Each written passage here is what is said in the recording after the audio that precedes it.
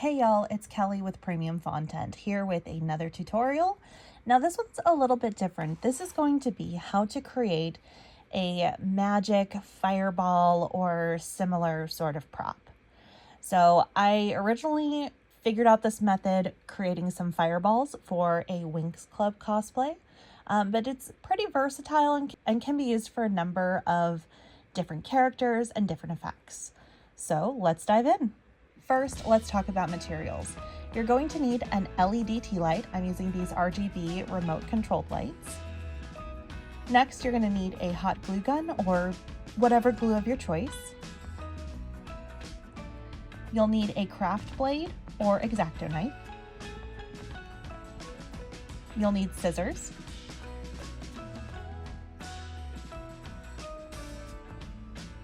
A heat gun.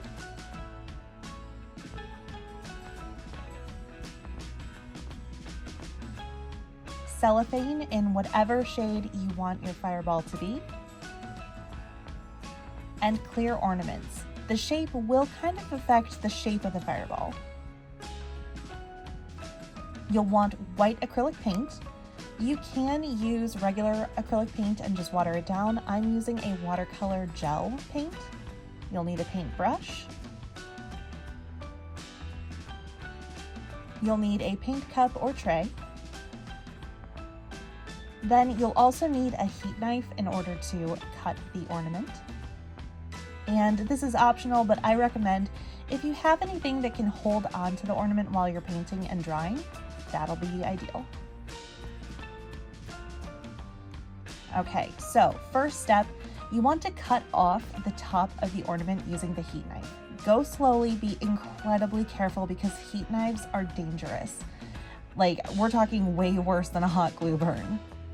So you're going to go around and try to get as close to the size of the tea light that you're using as possible. Now this is really hard to measure out, but if you can, great. Next, we're going to paint the ornament. This is going to help diffuse the light. Now one of the keys to diffusion is distance. So that's why we're not trying to diffuse directly on the tea light. We're using the ornament to give the light some space to be broken up. Now, if you're using a regular acrylic paint that you're just watering down, you want to make sure that it's not going to be opaque. You still want some light to come through it because we don't want to dim the light. We want it as bright as possible. We're just trying to break it up so it diffuses within the cellophane that we're using.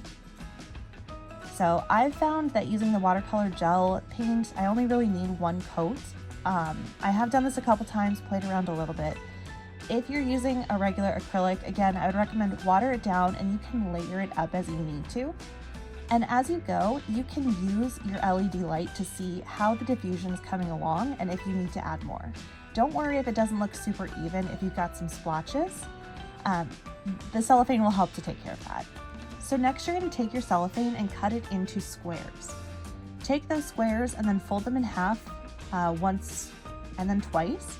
And then we're going to cut in the corner until we have about the size of our tea light. So I'm measuring the cellophane to about the center point and then just cutting a quick little hole.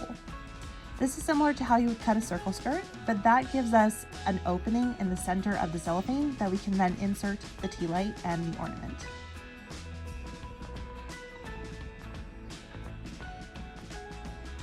All right, so with my dry tea light, I'm going to go ahead and hot glue or use whatever regular glue you want and glue the tea light into place. Now, if you have a tea light that twists on and off, you want to make sure that none of the glue seals it. Now here, I got a really bad hot glue burn.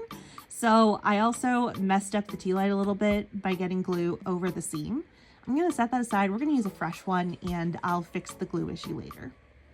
But you want to glue at least 4 spots on the tea light and the ornament. That's going to help hold them together. Now, if you use hot glue, make sure you use a high heat hot glue because when we use the heat gun later on to shrink the cellophane, we don't want to melt the glue. Let your hot glue cool down fully and we'll be good to move on. All right, now that our glue is cooled down, we can see that the diffusion looks good.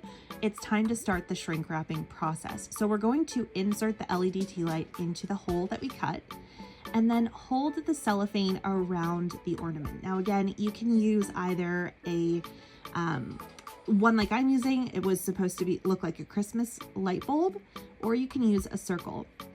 If you use a taller ornament, you're going to have a taller, skinnier fireball. If you use a round one, you can go shorter and you can go a little more circular or spherical. You're going to want to start with your heat gun on low. Try to avoid hitting the tea light as much as possible because you don't want to damage the circuitry inside. As you go, also be careful to not hit your hands with the heat gun. Try not to hit anything else. I know this angle makes it look like I'm kind of hitting my hands or all the other stuff, but I swear I'm not.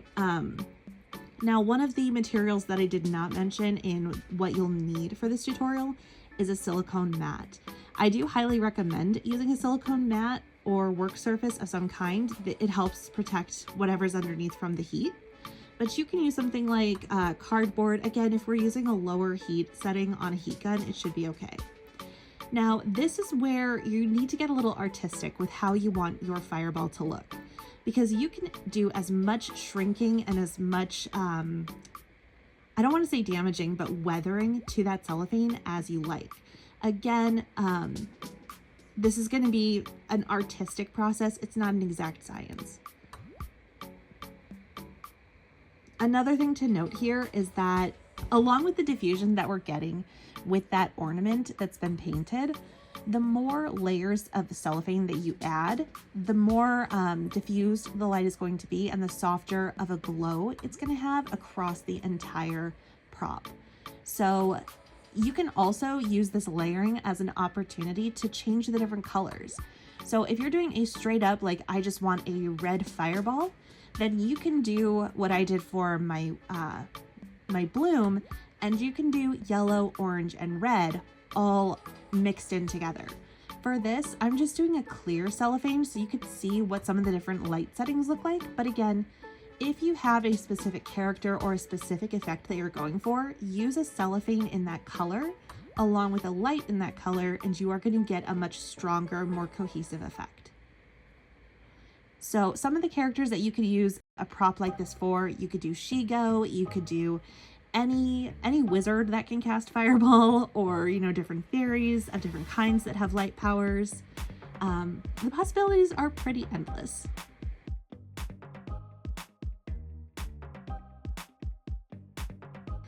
So here you can see I'm just going layer by layer and kind of taking my time, going slowly with the heat gun, because again, this is the part where you're going to have some more artistry and you may want to add more. Take your time, kind of eyeball it, take a minute, see how it looks after each stage and see what you want to change.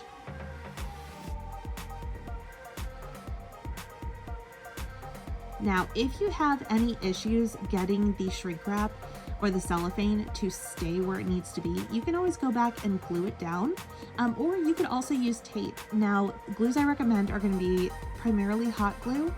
Things like super glue, E6000, they tend to struggle a little bit with cellophane, and if you're using a colored cellophane, super glue can sometimes affect the coloring as well. One of the best things about using hot glue, aside from, you know, when we're hitting it with the heat gun, LEDs do not emit any heat at all. So it's perfectly safe. Your prop is not going to damage the gluing at all.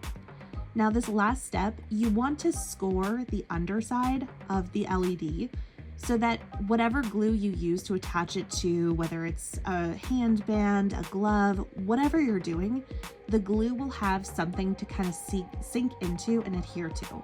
If you leave it as a fully smooth surface, that glue can just peel right off. So again, give yourself some scoring lines so that you can really anchor in. And then again, you can use elastic and just make a loop, glue it down. That way you can hold it around your hand or however you want to attach it. Thanks for watching, everyone. Bye.